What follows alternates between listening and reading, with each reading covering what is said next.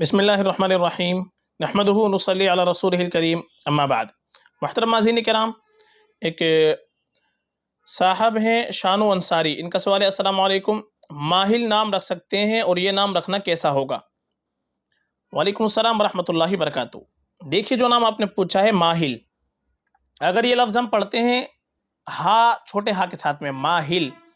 تو چھوٹے ہا کے ساتھ تو یہ نام ہم نے کافی تلاش کیا، تلاش بسیار کے باوجود کہیں بھی لغات کے اندر یہ ماہل لفظ چھوٹے ہا سے ہم کو کہیں سے کہیں تک نہیں مل پایا ہے۔ اور اگر ہم اس لفظ کو پڑھتے ہیں ماہل بڑے ہا کے ساتھ میں،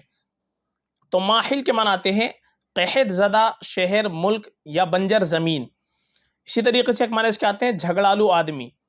بدلے ہوئے جسم والا آدمی، جو بہت زیادہ جھگڑا کرنے والا، اس کو کہتے ہیں ماہل۔ تو ماہل بڑے ہا کے ساتھ بھی معنی کے اعتبار سے نام زیادہ مناسب نہیں ہے، چونکہ اس کے جتنے بھی معنی آتے ہیں تمام کے تمام معنی بالکل بھی صحیح نہیں ہے نام رکھنے کے اعتبار سے۔ اس لیے ماہل نام ہو یا ماہل نام ہو چھوٹے ہا کے ساتھ میں، دونوں میں سے کسی بھی طرح سے نام رکھنا ہمارے لیے صحیح نہیں ہے، اس لیے نام نہ رکھا جائے تو زیادہ بہتر ہے۔ اس کے بجائے بہتر یہ ہے کہ ہم صحابہ کے نام رکھیں، انبیاء کے نام علیہ السلام کے نام رکھیں، جو نیک لوگ گزرے ہیں ان کے ناموں پر نام رکھیں۔ آپ صحابہ کے نام دیکھیں، بڑے خوبصورت خوبصورت نام ان کے ہیں،